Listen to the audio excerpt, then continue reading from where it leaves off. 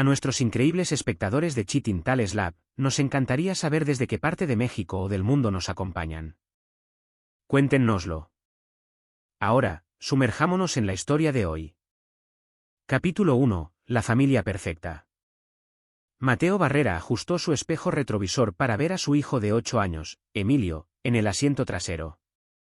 El niño estaba sentado perfectamente quieto, con sus ojos ciegos dirigidos hacia la ventana, sus dedos recorriendo el libro en braille que tenía en su regazo.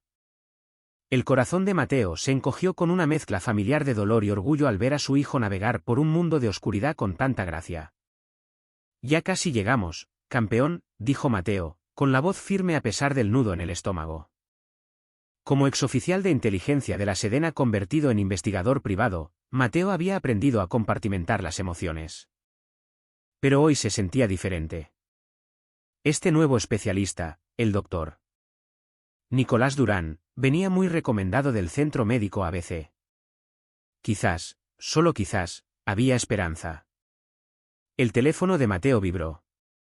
Un mensaje de texto de su esposa, Cristina. «Mucha suerte hoy. Rezando por respuestas. Los quiero a ambos». Se había casado con Cristina Solís hacía 12 años, atraído por su espíritu protector y su dedicación a su futura familia. Ella había sido la roca de Emilio desde su nacimiento, administrando sus medicamentos oculares diarios, investigando tratamientos y conectando con grupos de apoyo. Era la madre perfecta para un niño con necesidades especiales. La familia Barrera vivía en una cómoda casa en un fraccionamiento del Estado de México, donde el trabajo de investigación de Mateo les proporcionaba una buena vida.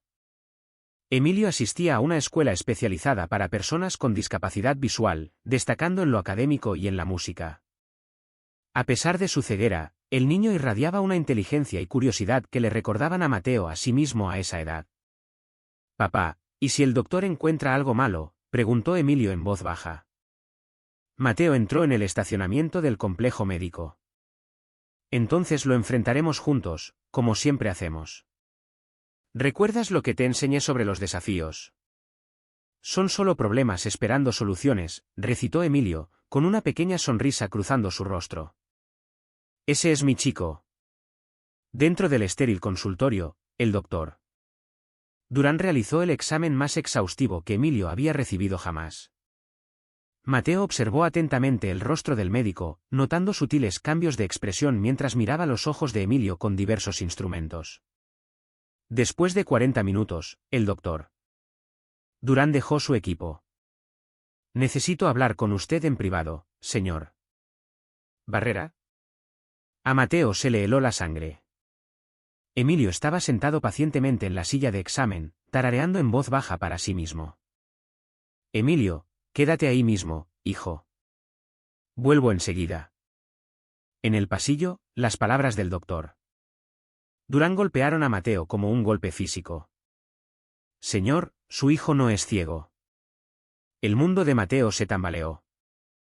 «¿Qué?». El médico asintió sombríamente. «Sus ojos están perfectamente sanos.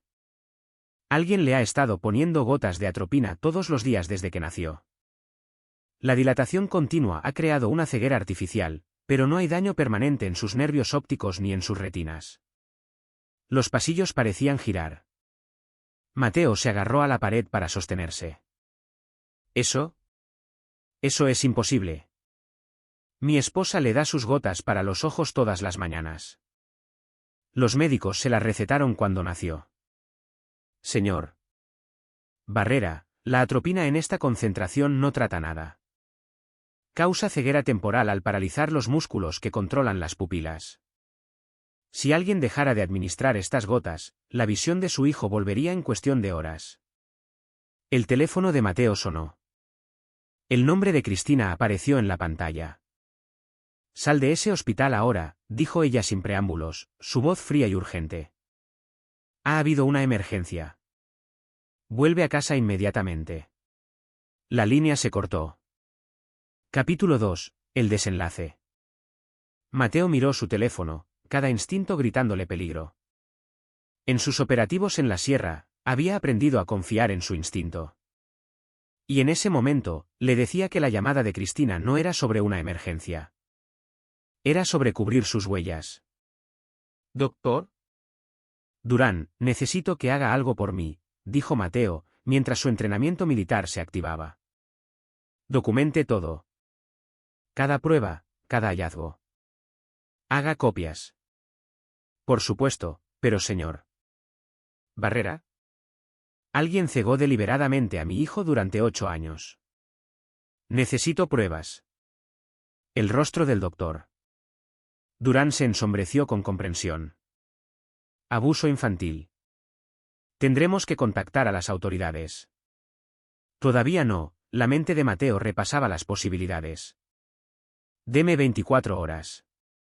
Hay más en esto, y si nos movemos demasiado rápido, podríamos perder la oportunidad de descubrir toda la verdad.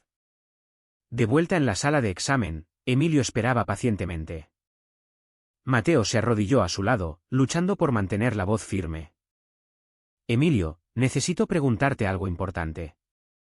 Además de mamá, ¿alguien más te ha dado alguna vez tus gotas para los ojos? Emilio inclinó la cabeza, pensativo. A veces el tío Gabriel lo hace cuando mamá no está en casa. ¿Y esa doctora que viene de visita a veces? ¿Qué doctora? No sé su nombre. Huele a cigarrillos y habla con mamá en la cocina. Ha venido desde que era pequeño. Mateo sintió que las piezas de un rompecabezas encajaban. Cristina tenía un hermano, Gabriel Díaz, que siempre parecía dispuesto a ayudar con el cuidado de Emilio, pero una doctora que hacía visitas a domicilio. Eso no era normal. Emilio, hoy vamos a jugar a un juego.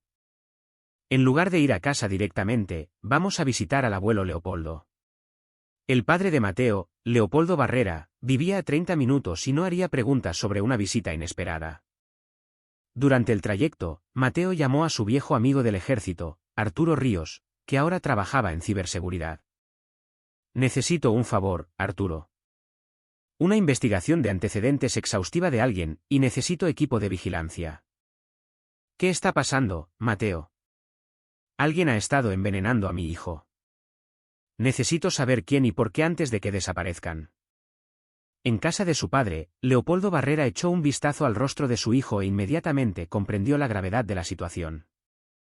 El anciano Barrera, un comandante de la policía judicial retirado, le había enseñado a Mateo que los criminales más peligrosos a menudo se esconden detrás de la fachada de la respetabilidad. ¿Qué necesitas de mí?, preguntó Leopoldo simplemente. Vigila a Emilio. No lo pierdas de vista. Y si Cristina aparece por aquí, llámame inmediatamente, pero no dejes que se lo lleve. Mateo condujo a casa con la mente clara y concentrada. Había pasado años recopilando información sobre enemigos del país. Ahora usaría esas mismas habilidades para descubrir la verdad sobre su propia familia. La casa estaba vacía cuando llegó. El coche de Cristina no estaba, y varios cajones de su dormitorio habían sido revueltos apresuradamente. Mateo encontró lo que buscaba en el joyero de Cristina, una llave oculta que abría una caja de seguridad de la que nunca había sabido. Su teléfono vibró con un mensaje de un número desconocido. Deja de escarbar o lo perderás todo. Hay secretos que es mejor mantener enterrados. Mateo sonrió sombríamente. En el ejército, las amenazas generalmente significaban que te estabas acercando a algo importante. Capítulo 3. La táctica de la doctora. Mateo estaba sentado en el despacho de su casa mirando la llave de la caja de seguridad cuando sonó el timbre a las 11 de la noche. A través de la mirilla, vio a una mujer de unos 50 años, con el pelo canoso y los ojos nerviosos. Señor Barrera, soy la doctora Ana Flores. Creo que tenemos que hablar. Mateo reconoció el nombre. Era la oftalmóloga original de Emilio de hacía 8 años, la que supuestamente había recetado las gotas de atropina. Abrió la puerta pero se quedó bloqueando la entrada. «Qué momento tan interesante, doctora». Ella miró a su alrededor nerviosamente. «¿Puedo pasar?» «Lo que tengo que decir. No es seguro discutirlo en su puerta». Mateo la condujo a su despacho, notando cómo no dejaba de mirar su teléfono. «Déjeme adivinar», Cristina la envió. La compostura de la doctora Flores se resquebrajó. Usted no entiende la situación en la que se encuentra, señor Barrera. Esto es mucho más profundo de lo que se imagina. Entonces ilústreme. Se sentó pesadamente, pareciendo de repente más vieja. Hace 8 años, un hombre llamado Lorenzo Cano se me acercó. Dijo que representaba ciertos intereses que necesitaban que se documentara una condición médica específica para fines de seguros. Mateo mantuvo una expresión neutral, pero el nombre de Lorenzo Cano le sonaba. El exnovio de Cristina de antes de su matrimonio, un hombre con el que ella afirmaba haber cortado todo contacto. Me ofreció 900,000 pesos para crear un historial médico para su hijo. Ceguera congénita que requería cuidados de por vida y una pensión por discapacidad. ¿Estaba ahogada en deudas por mi divorcio y usted aceptó cegar a un bebé recién nacido por dinero? ¿La doctora? Flores se estremeció. Se suponía que la atropina era temporal, solo hasta que se tramitara el papeleo del seguro. Pero luego Cristina dijo que los pagos continuarían indefinidamente, y Lorenzo dejó claro lo que pasaría si intentaba parar. Mateo se reclinó en su silla. ¿Qué pagos? La pensión por discapacidad de su hijo del IMSS, los pagos de los seguros privados, las donaciones de fundaciones para familias con niños con necesidades especiales. ¿Tiene idea de cuánto dinero fluye a través de esos sistemas? El cuadro se estaba volviendo más claro. Mateo pensó en todas las kermeses benéficas que Cristina organizaba, los eventos de caridad, las donaciones de amigos y familiares compasivos. La ceguera de Emilio se había convertido en un negocio lucrativo. ¿Dónde está Cristina ahora? Tiene miedo. Sabe que usted lo descubrió. Lorenzo quiere atar cabos sueltos. El teléfono de Mateo vibró con un mensaje de Arturo. Investigación de antecedentes completa. Tu esposa tiene 3 pólizas de seguro de vida sobre tu hijo. Pago total de 45 millones de pesos. También encontré algo más. Enviando archivo encriptado. ¿La doctora? Flores vio cómo cambiaba la expresión de Mateo. ¿Qué es? Doctora, le voy a hacer una oferta. Ayúdeme a documentar todo, la verdad real, y me aseguraré de que tenga protección cuando esto salga a la luz. Si se niega, se hundirá con el resto de ellos. ¿Protección de quién? Lorenzo está conectado con gente muy peligrosa. Esto ya no es solo por dinero. El portátil de Mateo sonó con el archivo encriptado de Arturo.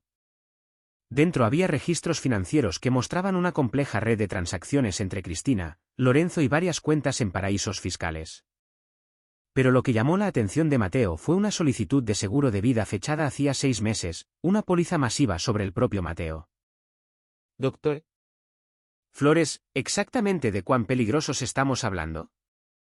Se levantó, ajustándose el abrigo. Del tipo de peligrosos donde les ocurren accidentes a las personas que hacen demasiadas preguntas. Su esposa no solo está defraudando a las aseguradoras. Está trabajando con gente que hace desaparecer los problemas permanentemente. Después de que ella se fue, Mateo se sentó solo en su despacho, mirando las pruebas. Cristina no solo había cegado a su hijo por dinero. También había estado planeando la muerte de Mateo. La esposa cariñosa y madre devota era en realidad una depredadora calculadora. Pero Cristina había cometido un error crítico. Había subestimado al hombre con el que se había casado. Mateo Barrera había pasado años rastreando enemigos del Estado. Y ahora el enemigo más peligroso había estado durmiendo en su propia cama. Hora de ir de caza. Capítulo 4. La red. Mateo pasó la noche en vela estudiando el paquete de inteligencia de Arturo. La red financiera era más sofisticada de lo que había imaginado. Cristina no solo había estado cobrando una pensión por discapacidad, había creado toda una red de reclamaciones fraudulentas usando la condición de Emilio como prototipo para una operación más grande. Al amanecer, sonó su teléfono. La voz de Leopoldo era tensa. Hijo, tenemos un problema. Las gotas para los ojos de Emilio dejaron de funcionar. El corazón de Mateo latió con fuerza. ¿Qué quieres decir? Se despertó esta mañana diciendo que todo se veía borroso. Y ahora Mateo puede ver formas. Está preguntando por qué todo se ve tan extraño. manténlo tranquilo. Voy para allá.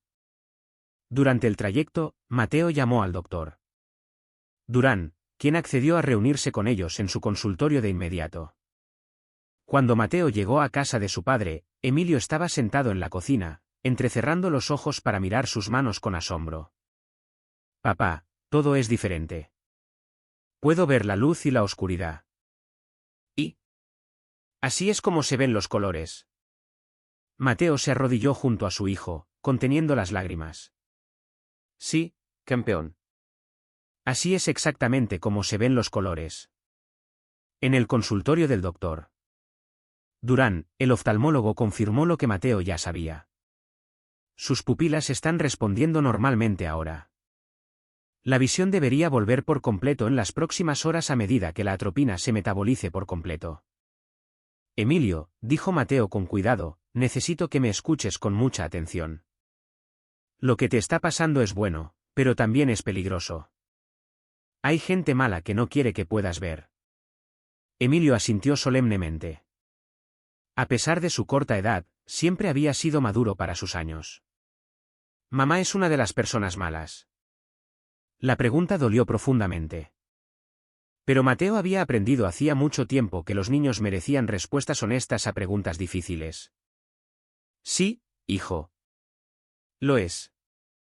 De vuelta en casa de Leopoldo, Mateo hizo una llamada difícil a su cuñada, Jimena Dávila, una fiscal federal. Jimena, necesito confiarte algo, y necesito que te mantengas en silencio hasta que te dé el visto bueno. Mateo, me estás asustando. Le dio la versión condensada, enviándole copias de todas las pruebas que Arturo había reunido. Cuando terminó, Jimena guardó silencio por un largo momento. Este es un caso federal. Fraude, delincuencia organizada, abuso infantil. Estamos hablando de décadas en el reclusorio para todos los involucrados. Eso no es suficiente, dijo Mateo en voz baja. ¿Qué quieres decir? Estaban planeando matarme, Jimena. Y han estado torturando a mi hijo durante 8 años. La cárcel es solo el principio. Esa noche, Mateo recibió una visita inesperada. Gabriel Díaz estaba en su puerta, con aspecto nervioso y agitado. ¿Dónde está Cristina?, exigió Gabriel. Esperaba que tú pudieras decírmelo. Mateo se hizo a un lado para dejarlo entrar, notando el bulto bajo la chamarra de Gabriel. Armado, como era de esperar. Me llamó esta mañana, aterrada. Dijo que lo habías descubierto todo y que Lorenzo quería acelerar el plan. ¿Qué plan? Los ojos de Gabriel recorrieron la habitación. Tu accidente, hombre. Se suponía que parecería natural. Un choque de auto, quizás un asalto en casa. Pero ahora que lo sabes, ahora que yo lo sé, se convierte en asesinato en lugar de fraude. Gabriel asintió miserablemente. Lorenzo tiene gente que viene esta noche. Sicarios profesionales. Cristina intentó cancelarlo, pero él dice que ya es demasiado tarde para echarse atrás. Mateo estudió el rostro de Gabriel. Miedo, culpa y desesperación, pero no malicia. ¿Desde cuándo sabes lo de Emilio? Desde el principio. Cristina me dijo que era temporal, solo hasta que pudiera recuperarse económicamente. Nunca pensé. La voz de Gabriel se quebró. 8 años, Mateo. Ese niño confiaba en mí y yo ayudé a cegarlo durante 8 malditos años. ¿Quieres arreglarlo? Gabriel levantó la vista esperanzado. ¿Cómo? Mateo sonrió, y Gabriel de repente se dio cuenta de que había entrado en la guarida de un depredador muy peligroso. Vas a ayudarme a tender una trampa. Capítulo 5. La trampa. El plan de Mateo requería una sincronización precisa y una confianza absoluta, algo escaso cuando se trata de una familia de conspiradores. Pero la culpa de Gabriel lo hacía desesperar por la redención, y Mateo tenía la intención de usar esa desesperación. Esto es lo que va a pasar, explicó Mateo, extendiendo un mapa rudimentario de su casa y sus alrededores. La gente de Lorenzo esperará encontrarme solo y vulnerable. En cambio, se van a encontrar con una situación para la que no están preparados. Gabriel estudió el mapa. ¿Quieres tenderles una emboscada? Quiero grabarlo todo. Sus amenazas, sus planes, sus admisiones. Y luego quiero que desaparezcan. Desaparecer. La expresión de Mateo era fría. Pasé años en operativos cazando gente que lastimaba a inocentes. Sé cómo hacer que los problemas desaparezcan permanentemente. Gabriel tragó saliva. Eso es asesinato, Mateo. No, Gabriel. Eso es justicia. Asesinato es lo que le hicieron a la infancia de mi hijo.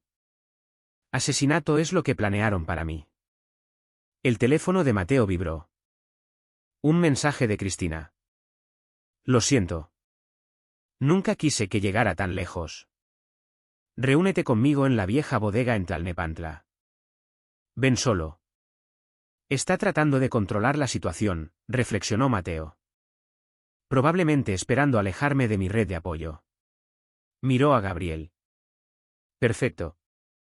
Vas a decirle que acepté. Mientras Gabriel hacía la llamada, Mateo se preparó. Arturo le había entregado el equipo de vigilancia esa mañana, cámaras de alta definición, dispositivos de grabación de audio y algunos artículos que no eran estrictamente legales pero que eran muy efectivos para controlar situaciones peligrosas. A las 8 de la tarde, Mateo condujo hacia la zona industrial, pero en lugar de ir al lugar de la reunión, se posicionó en un edificio abandonado al otro lado de la calle. A través de miras de visión nocturna, observó a Lorenzo Cano llegar con otros 2 hombres profesionales, a juzgar por sus movimientos y equipo. Cristina ya estaba allí, caminando nerviosamente. Mateo activó el micrófono direccional y escuchó su conversación. No va a venir, dijo Lorenzo enojado. Tu hermano la regó. Gabriel dijo que Mateo aceptó reunirse, suplicó Cristina. Entonces, ¿dónde está? Uno de los compañeros de Lorenzo, un hombre alto de ojos fríos, se acercó a Cristina. Quizás tu marido es más listo de lo que creías. Jacobo tiene razón, dijo Lorenzo. Barrera fue de inteligencia en la Sedena. Sabe cómo desaparecer, cómo planear. Deberíamos haber actuado hace semanas. Mateo sonrió en la oscuridad.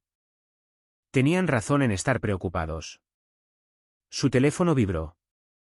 Un mensaje de un número desconocido. Tenemos a tu padre y a tu hijo. A la bodega ahora. Ven solo o mueren. El hielo recorrió las venas de Mateo. Llamó al número de Leopoldo, directo al buzón de voz. Intentó con Arturo, sin respuesta. Pero entonces sonó su teléfono. La voz de Leopoldo, tranquila y controlada. Mateo, no entres en pánico. Estamos bien. Emilio y yo estamos en mi cabaña cerca de Valle de Bravo. Arturo está con nosotros junto con algunos de sus amigos del ejército. Hemos estado monitoreando las frecuencias de la policía. Hay informes de allanamientos en nuestras 2 casas esta noche. El alivio inundó a Mateo. ¿Cómo lo supiste? Hijo, yo te crié. Sé cómo piensas. Cuando tienes esa mirada en los ojos, la que tenías hoy, la gente inteligente se aparta de tu camino. Mateo se volvió a centrar en la bodega. Cristina discutía ahora con Lorenzo, sus voces lo suficientemente altas como para que el micrófono captara cada palabra. Dijiste que nadie saldría herido. Tu marido lo hizo imposible cuando empezó a investigar. Ahora limpiamos el desastre permanentemente. No dejaré que mates a Mateo. Lorenzo abofeteó a Cristina, haciéndola tambalear. Ya no tienes elección. Estás en esto hasta el final. Mateo había oído suficiente. Hora de terminar con esto. Capítulo 6, la cacería. Mateo rodeó la bodega hasta la entrada trasera, usando habilidades perfeccionadas en zonas de combate urbano.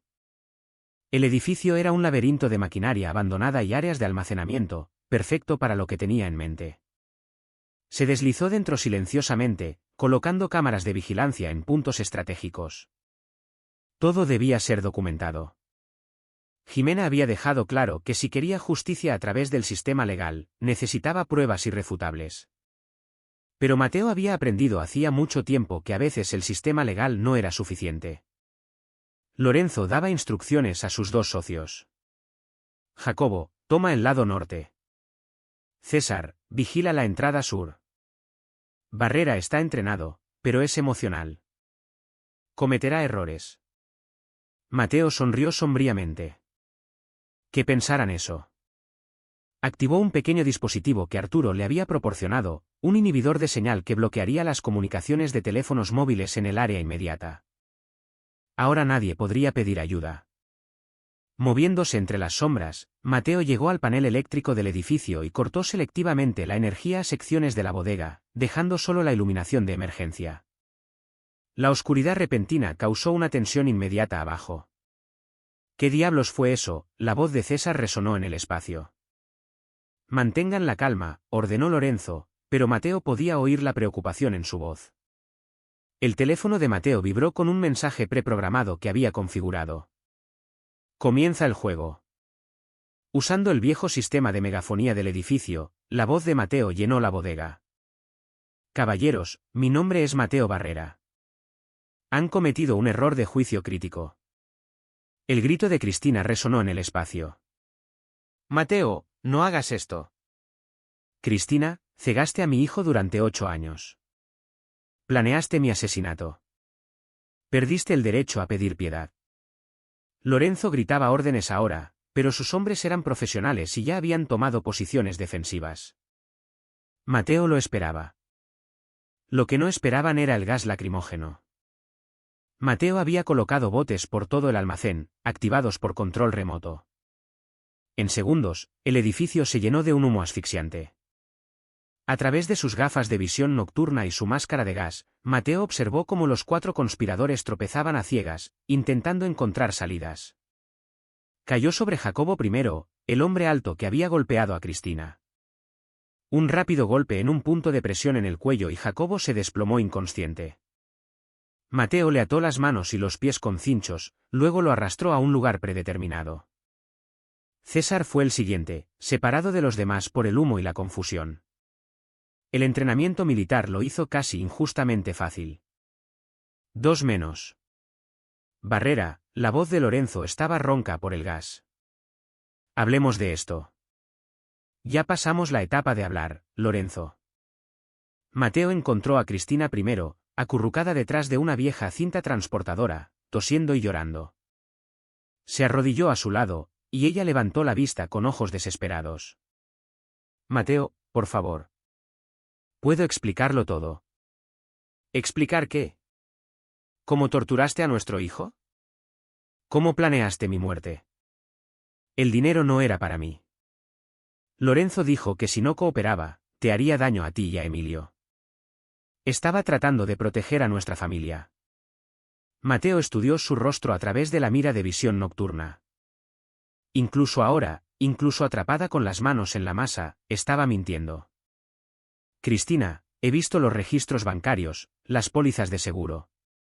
No estabas protegiendo a nadie.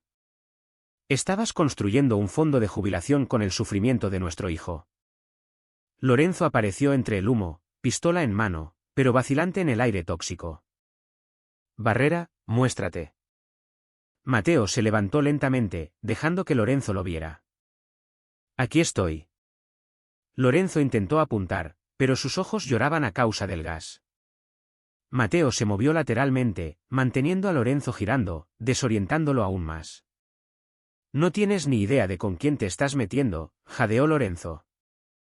En realidad, sé exactamente con quién me estoy metiendo. Lorenzo Cano, 34 años, 2 antecedentes por fraude, actualmente en libertad condicional. Has estado usando a mi esposa para expandir tu operación, usando a niños discapacitados como generadores de dinero.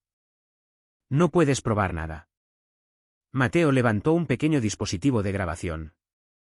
En realidad, puedo probarlo todo. Cada palabra que has dicho esta noche ha sido grabada.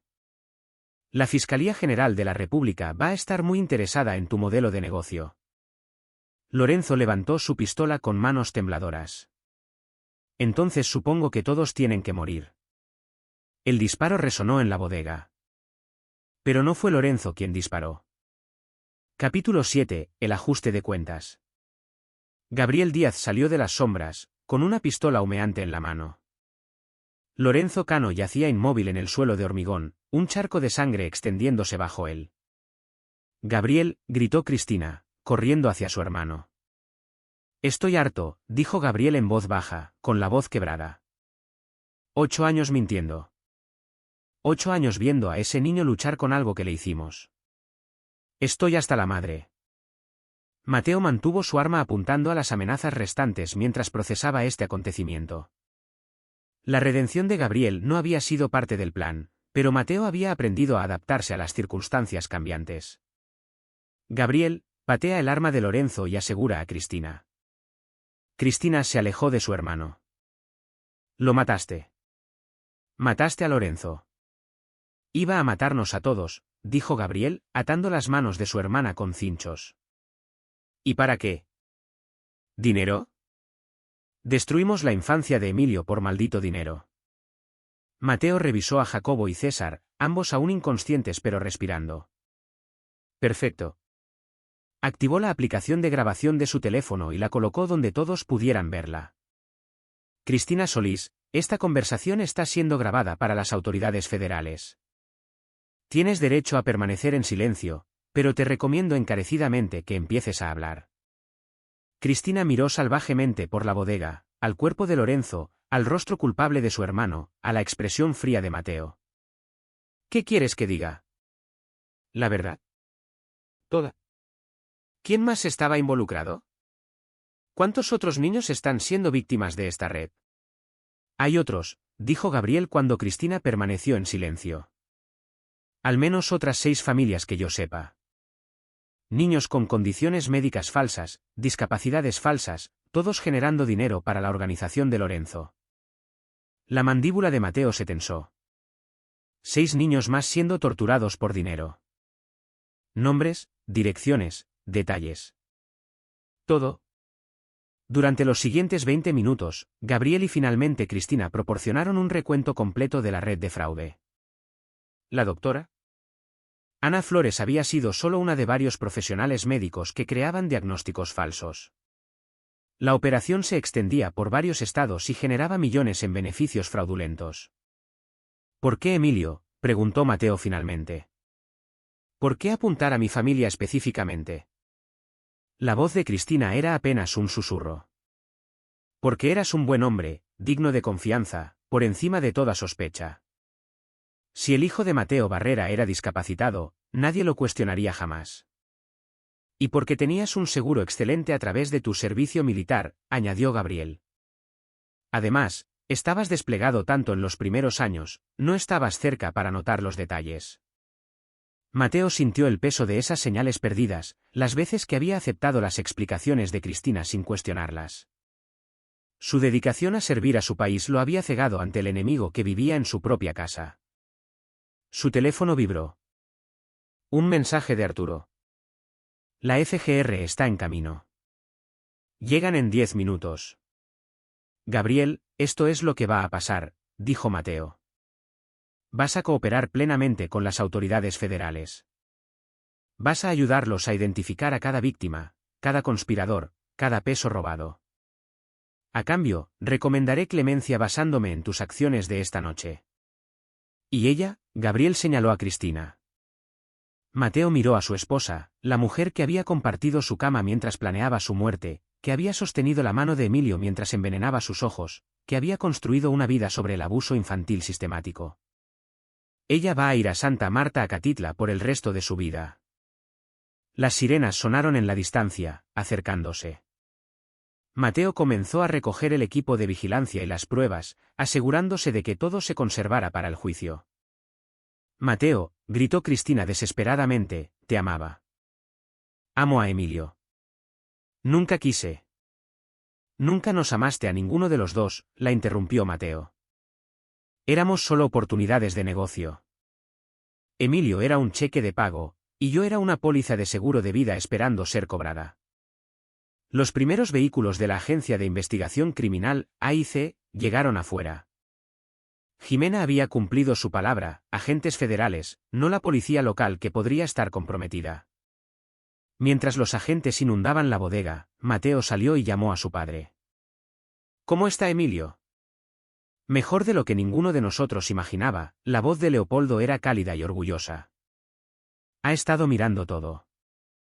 Los árboles, las estrellas, nuestras caras. Dijo, los colores son más hermosos de lo que jamás soñé, punto. Mateo cerró los ojos, sintiendo el peso de 8 años robados. Vamos a arreglar esto, papá. Todo. Capítulo 8, Justicia. 3 meses después, Mateo estaba sentado en un juzgado federal viendo a la fiscal Jimena Dávila presentar el caso del gobierno contra la Red Cano, como los medios habían apodado a la red de fraude por discapacidad infantil. Emilio estaba sentado a su lado, ya no necesitaba la guía de su padre para moverse por la sala. Los ojos del niño eran brillantes y curiosos, absorbiendo todo con el asombro de alguien que ve el mundo por primera vez. Papá, susurró Emilio, ¿por qué esa señora parece tan triste? Mateo siguió la mirada de su hijo hacia Cristina, sentada en la mesa de los acusados con un uniforme de rea. Había envejecido años en solo meses, su rostro hueco y demacrado. Porque finalmente está entendiendo lo que ha perdido, respondió Mateo en voz baja. Jimena fue metódica en su presentación, usando las grabaciones que Mateo había recopilado junto con pruebas financieras y testimonios de las otras 6 familias víctimas que Gabriel había ayudado a identificar. El alcance de la conspiración era asombroso, más de 270 millones de pesos robados en 8 años, con docenas de niños sometidos a procedimientos médicos innecesarios y discapacidades falsas. ¿La doctora? Ana Flores había cooperado plenamente, proporcionando un testimonio detallado sobre cómo la red reclutaba a profesionales médicos y creaba historiales médicos falsos. Su cooperación había llevado a la identificación de otros 12 médicos, enfermeras y técnicos médicos involucrados en el esquema. Gabriel Díaz subió al estrado el tercer día, su testimonio fue devastador para la defensa de su hermana. Ella me reclutó, dijo, evitando la mirada de Cristina. Me dijo que era temporal, solo para ayudar con algunas dificultades financieras. Pero cuando vi cuánto dinero entraba, cuando me di cuenta de que podíamos vivir cómodamente del sufrimiento de Emilio, me volví tan culpable como todos los demás. ¿Cómo racionalizó hacerle daño a un niño?, preguntó Jimena. La voz de Gabriel se quebró. Me decía a mí mismo que era feliz, que se estaba adaptando, que no sabía lo que se estaba perdiendo. Pero ver el color por primera vez, darme cuenta de lo que le robamos, se secó los ojos. No hay justificación para lo que hicimos. El abogado defensor de Cristina intentó argumentar coacción y manipulación, afirmando que ella había sido forzada a entrar en el esquema bajo amenazas contra su familia. Pero los registros financieros contaban una historia diferente, compras de lujo, vacaciones caras, cuentas de inversión solo a su nombre. El quinto día, el propio Mateo subió al estrado. Señor Barrera, preguntó Jimena, ¿cuál fue la parte más difícil de descubrir la verdad sobre la condición de su hijo? Mateo miró al otro lado de la sala hacia Emilio, que estaba sentado con Leopoldo, dibujando las cosas que había visto por primera vez. Darme cuenta de que cada hito que celebramos, cada adaptación que hizo, cada momento de valentía que mostró al enfrentar su ceguera, todo estaba construido sobre una mentira. Ella no solo le robó la vista. Le robó 8 años de infancia auténtica. ¿Qué le diría a la gente que podría argumentar que su hijo se adaptó bien a su ceguera? Que quizás no se hizo un daño real. La voz de Mateo se endureció. Emilio es brillante. Es resiliente. Es valiente. Pero esas cualidades le pertenecen a él, no a las personas que lo torturaron. El hecho de que sobreviviera a su abuso no excusa lo que hicieron. El contrainterrogatorio de la defensa fue breve. El abogado de Cristina pareció reconocer que atacar a Mateo solo empeoraría las cosas para su cliente. Cuando se leyeron los veredictos, la sala estaba abarrotada. Las familias de las otras víctimas habían venido a presenciar la justicia. Cristina Solís, culpable de todos los cargos. Delincuencia organizada, fraude, abuso infantil, lavado de dinero. Cadena perpetua sin posibilidad de libertad condicional. Jacobo y César, los socios sobrevivientes de Lorenzo, culpables de múltiples cargos. 25 años cada uno. Doctor Ana Flores, culpable, con una reducción de pena por su cooperación. 10 años, elegible para libertad condicional en 7. Los otros profesionales médicos recibieron sentencias que iban de 5 a 15 años, dependiendo de su nivel de participación y cooperación con las autoridades. Mientras la sala se vaciaba, el abogado de Cristina se acercó a Mateo. Ella quiere hablar con usted y con Emilio, para disculparse. Mateo miró al hombre con un desprecio apenas disimulado. Tuvo 8 años para disculparse. Eligió envenenar a mi hijo en su lugar. Capítulo 9. Nuevos comienzos. Un año después, Mateo estaba en el jardín de su nueva casa en Querétaro, viendo a Emilio perseguir luciérnagas en el crepúsculo. El niño se movía con la confianza de alguien que nunca había conocido la ceguera, aunque todavía ocasionalmente pasaba los dedos sobre los objetos como para confirmar lo que sus ojos le decían. «Papá, mira esto», gritó Emilio, ahuecando sus manos alrededor de una luciérnaga capturada. «Es como una pequeña estrella». Mateo sonrió, recordando todas las veces que Emilio le había pedido que describiera la luz, los colores y la belleza visual.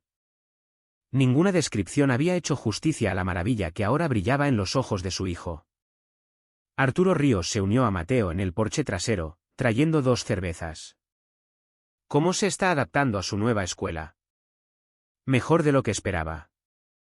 Ya está 2 grados por delante en lectura. Y su profesor de arte dice que tiene un ojo increíble para los detalles. Tiene sentido. 8 años experimentando el mundo a través de otros sentidos probablemente hicieron que sus habilidades de observación fueran increíblemente agudas. Mateo asintió, luego se puso serio. Arturo, necesito preguntarte algo. Sin juicios, solo honestidad. Dispara. ¿Crees que fui demasiado lejos? Tendiendo la trampa, manipulando los eventos para asegurarme de que se incriminaran. Arturo estudió el rostro de su amigo. ¿Quieres saber si eres tan malo como ellos? A veces me lo pregunto. Mateo, torturaron a un niño por dinero. Usaste medios legales para detenerlos y reunir pruebas para el juicio. El hecho de que te sientas culpable por tus métodos solo demuestra que no eres como ellos. Emilio corrió hacia ellos, sin aliento y riendo. Papá, ¿podemos comprar un telescopio? Quiero ver las estrellas de cerca. Podemos hacer eso, campeón. Podemos hacer lo que quieras ahora. Esa noche, después de que Emilio se durmiera rodeado de materiales de arte y libros sobre astronomía, Mateo se sentó en su despacho leyendo las últimas actualizaciones que Jimena le había enviado. Los juicios de la Red Cano habían llevado a una revisión completa de los sistemas de supervisión de pensiones por discapacidad del IMSS. Se habían establecido nuevas salvaguardas para prevenir esquemas similares. Más importante aún, los otros 6 niños que habían sido víctimas estaban recibiendo atención médica adecuada y apoyo psicológico. 2 de ellos tenían condiciones que en realidad eran tratables una vez que los médicos dejaron de mantener diagnósticos falsos. El teléfono de Mateo vibró con un mensaje del doctor Durán. El seguimiento de 6 meses de Emilio parece perfecto. Sin daño residual. Visión perfecta. Ese niño va a ver más belleza en su vida de la que la mayoría de la gente puede imaginar. Leopoldo Barrera apareció en la puerta con una taza de café. A los 72 años, el padre de Mateo se había convertido en el compañero constante de Emilio, compartiendo la alegría del descubrimiento de su nieto. «Quiere ser astronauta», dijo Leopoldo, sentándose en una silla. Dice que quiere ver la Tierra desde el espacio para entender lo que se estuvo perdiendo todos esos años. Podría hacerlo. Es lo suficientemente inteligente, lo suficientemente valiente. Lo sacó de su padre. Mateo miró la foto en su escritorio, la primera foto escolar de Emilio después de recuperar la vista. El niño sonreía radiante, sus ojos brillantes y curiosos, mirando directamente a la cámara con un enfoque perfecto. «Papá, ¿crees que estará bien? ¿Realmente bien?» A veces me preocupo por el impacto psicológico, los problemas de confianza. Leopoldo dejó su café y miró a Mateo con una mirada firme. Hijo, ese niño pasó 8 años navegando en un mundo que no podía ver, confiando en adultos que lo estaban lastimando, y nunca perdió su amabilidad o curiosidad. Es más fuerte que todos nosotros juntos. Pero la traición. Él entiende la traición. Entiende que algunas personas hacen cosas terribles, pero también entiende que tú luchaste por él, que yo lo protegí, que la gente buena se levantó cuando importaba. Esa es la lección que llevará consigo. A través de la ventana, Mateo podía ver las luces de los vecinos parpadeando en el paisaje. Familias normales viviendo vidas normales, sin saber del mal que había estado operando a plena vista hasta que alguien estuvo dispuesto a luchar. Su portátil sonó con un correo electrónico de Jimena. El caso de la Red Cano ha sido seleccionado para una mención de honor de la Fiscalía General de la República. Su trabajo de investigación y recopilación de pruebas condujo directamente al rescate de 7 niños y a la prevención de innumerables víctimas futuras. Bien hecho, Mateo. Mateo cerró el portátil y subió a ver a Emilio. El niño dormía pacíficamente, su rostro vuelto hacia la ventana por donde la luz de la luna entraba en su cama. En su mesita de noche había dibujos que había hecho ese día, el jardín, las luciérnagas, un retrato de Mateo y Leopoldo con la etiqueta Mis héroes. Mateo arregló las mantas de Emilio y susurró, dulces sueños, campeón. Mañana veremos más del mundo juntos. En el pasillo, se detuvo ante las fotos familiares que cubrían la pared. Había quitado todas las fotos que incluían a Cristina, pero conservado las de los logros de Emilio, diplomas escolares, proyectos de arte, recitales de música.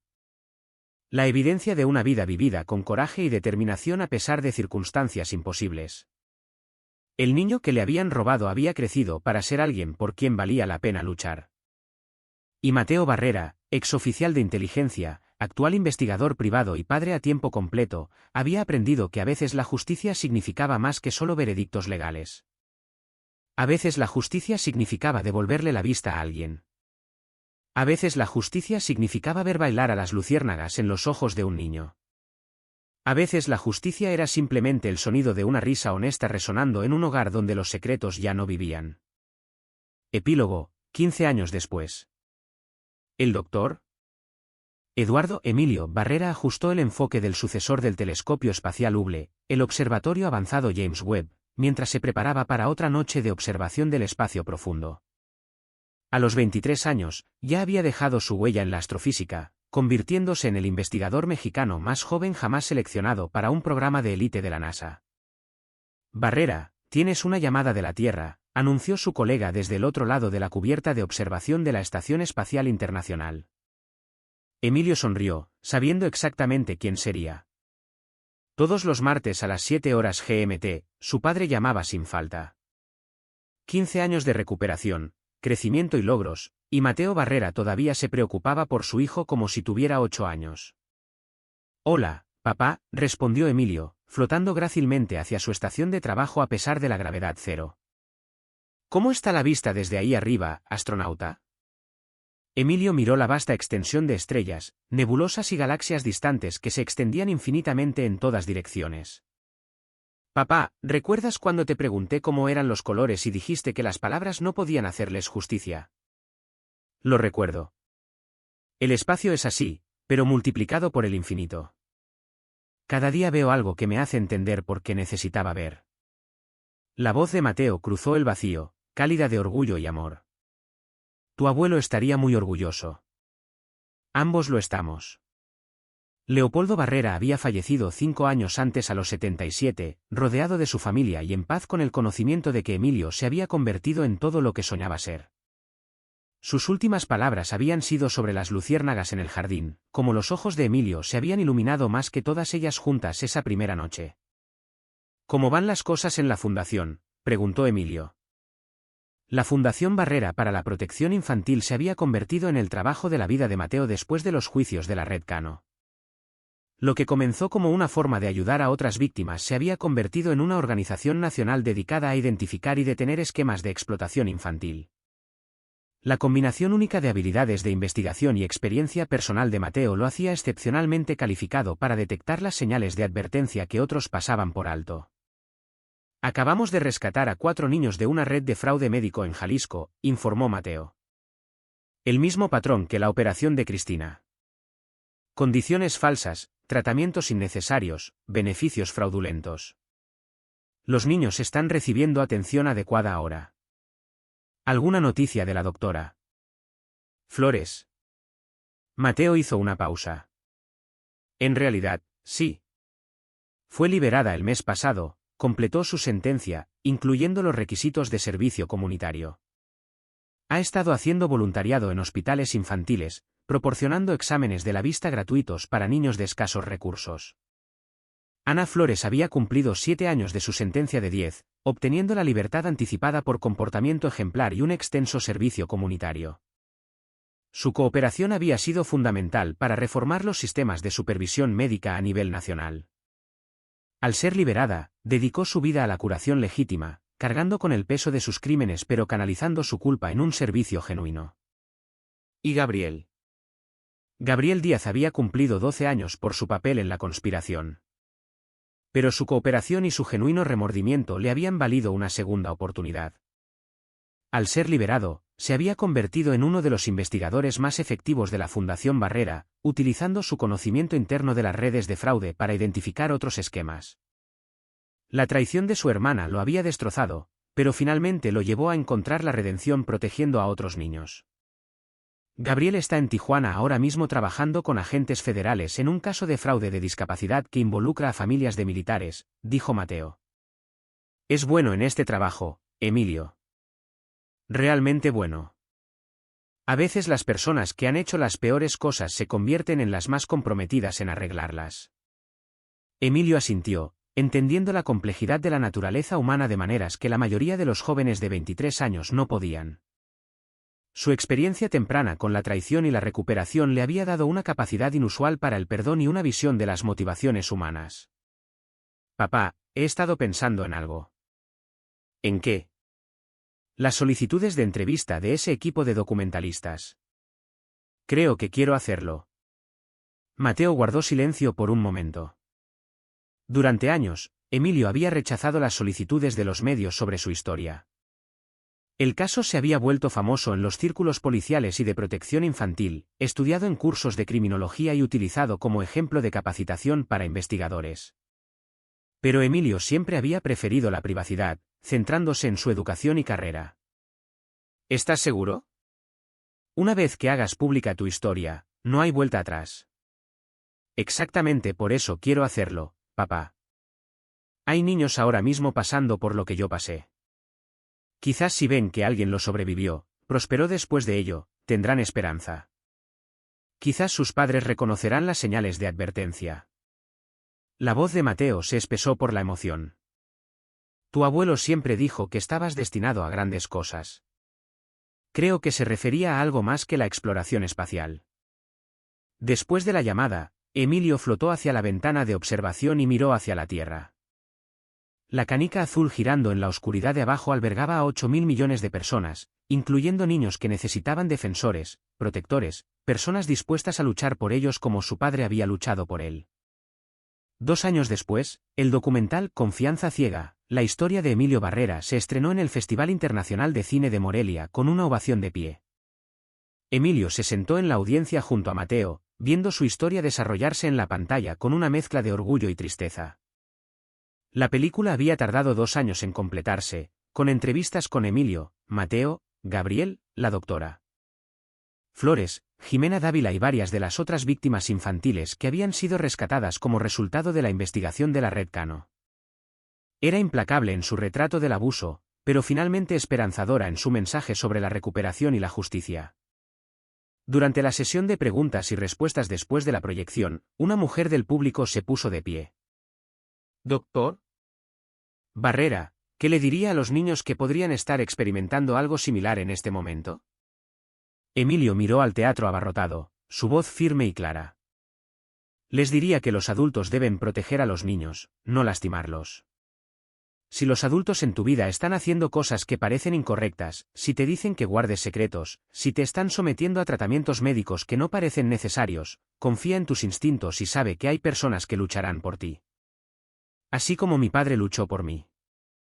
Un adolescente en la primera fila levantó la mano. ¿Cómo perdonó a las personas que lo lastimaron? Emilio consideró la pregunta cuidadosamente. No los perdoné por su bien. Los perdoné por el mío. Guardar odio era como seguir ciego incluso después de poder ver. Limitaba mi visión de lo que era posible para mi vida. Después de la proyección, Emilio y Mateo salieron al aire fresco de la noche en Morelia, Michoacán.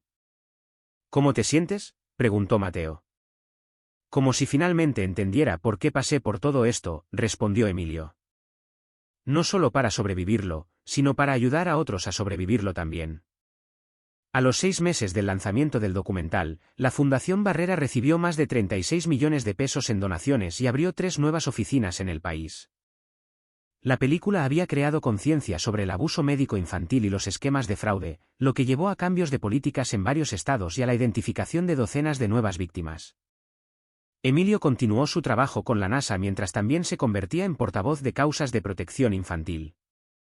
Su perspectiva única, alguien que había experimentado un abuso sistemático pero que había logrado un éxito extraordinario, lo convirtió en un defensor poderoso. 10 años después, el comandante Emilio Barrera flotaba en la sala de observación de la Estación Colonial de Marte, viendo las 2 lunas del planeta rojo elevarse sobre el horizonte de color óxido. A los 35 años, se había convertido en uno de los exploradores espaciales más consumados de la humanidad, liderando la primera misión exitosa para establecer una presencia humana permanente en Marte. Su tableta sonó con un mensaje entrante de la Tierra, un retraso de 20 minutos debido a la distancia entre planetas. El rostro de Mateo apareció en la pantalla, ahora con 68 años pero aún enérgico y decidido. Emilio, quería que vieras esto antes de que la noticia se haga pública. La imagen cambió para mostrar una figura familiar con esposas siendo conducida desde un tribunal. Emilio la reconoció de inmediato a pesar de los 15 años y el cabello gris. ¿Cristina? Le negaron la libertad condicional de nuevo, continuó Mateo. Su abogado argumentó que había mostrado rehabilitación y remordimiento, pero la Junta no estaba convencida.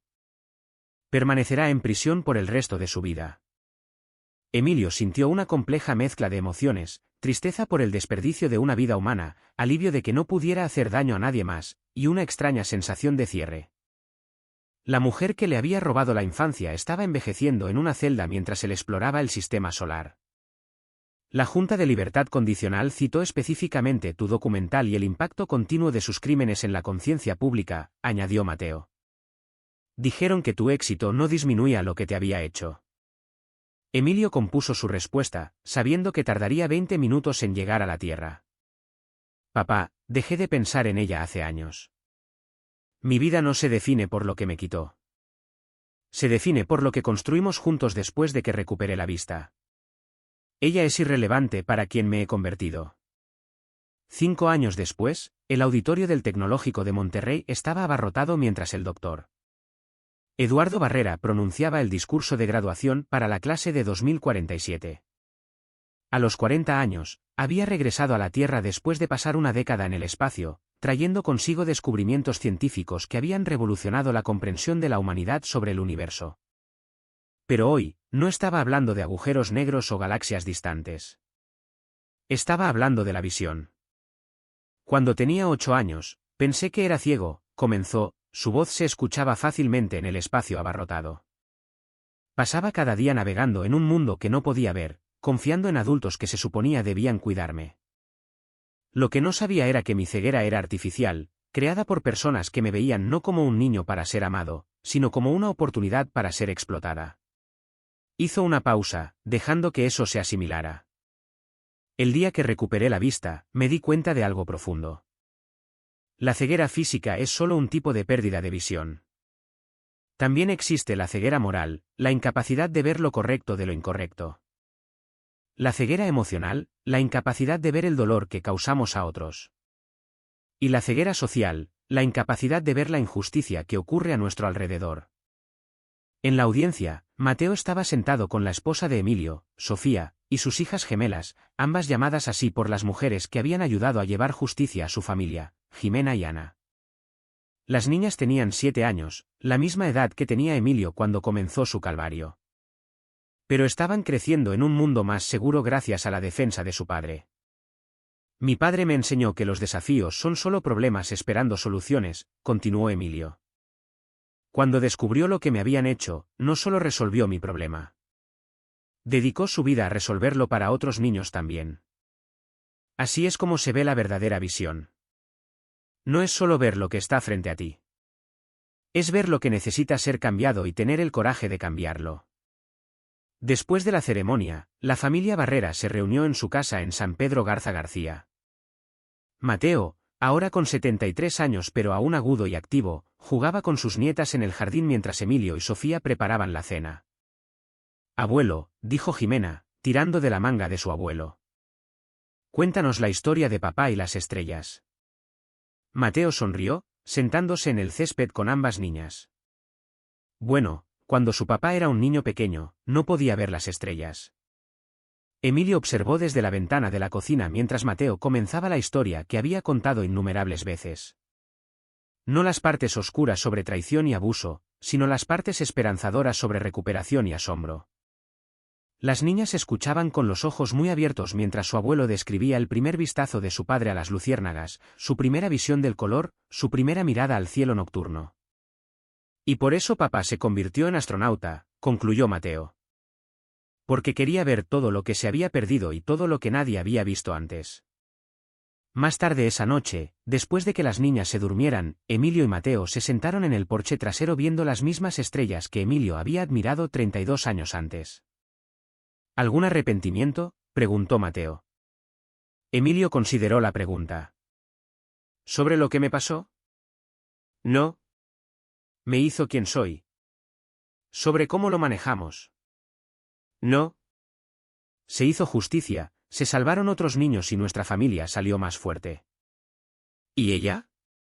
¿Hay alguna parte de ti que desearía que las cosas hubieran sido diferentes con Cristina? Emilio guardó silencio por un largo momento. Desearía que hubiera sido la madre que pensaste que te habías casado. Desearía que hubiera sido capaz de amarme como un niño merece ser amado. Pero desear no cambia el pasado. Y no puedo construir mi futuro sobre los fracasos de otra persona. Mateo asintió, comprendiendo. Sabes, cuando me di cuenta por primera vez de lo que te había hecho, pensé que mi trabajo era solo conseguirte justicia y ayudarte a sanar. No me di cuenta de que detenerla era solo el principio. ¿Qué quieres decir? Quiero decir que salvarte me enseñó que cada niño merece a alguien dispuesto a luchar por él. La fundación, la legislación, los cambios de política, todo surgió de negarme a dejar que lo que te pasó a ti le pasara a nadie más. Emilio sonrió, pensando en sus hijas durmiendo arriba, creciendo en un mundo donde personas como Mateo Barrera y Gabriel Díaz y la doctora Ana Flores trabajan incansablemente para proteger a los niños de los depredadores. Papá, ¿recuerdas lo que me dijiste esa primera noche cuando la atropina estaba desapareciendo y todo se veía extraño? Te dije que lo que te estaba pasando era bueno, pero también peligroso. Sigue siendo cierto. La visión real, siempre es peligrosa para las personas que se benefician de la oscuridad. Se sentaron en un silencio cómodo, dos hombres que habían luchado contra el mal y habían ganado, observando estrellas que Emilio había visto desde la órbita y estudiado desde Marte, estrellas que continuaban brillando su luz a través de la vasta oscuridad del espacio. En la casa detrás de ellos, dos niñas pequeñas dormían seguras, protegidas por la vigilancia de adultos que entendían que el amor significa más que solo afecto. Significa montar guardia contra las fuerzas que dañarían a los inocentes. Y en algún lugar en la oscuridad entre las estrellas, en la posibilidad infinita del universo que Emilio había pasado su vida explorando, nuevos mundos esperaban ser descubiertos por ojos que podían ver claramente porque una vez habían sido ciegos y se les había devuelto la vista por el amor de un padre y un compromiso con la justicia que había cambiado no solo a una familia, sino a innumerables otras. Las luciérnagas danzaban en el aire de verano, pequeñas luces perforando la oscuridad, tal como lo habían hecho 32 años antes cuando un niño pequeño las había visto por primera vez y las había llamado estrellas. Algunas luces, una vez encendidas, nunca dejan de brillar. Aquí es donde nuestra historia llega a su fin. Compartan sus pensamientos en la sección de comentarios. Gracias por su tiempo. Si disfrutan de esta historia, por favor suscríbanse a este canal. Hagan clic en el vídeo que ven en la pantalla y los veré allí.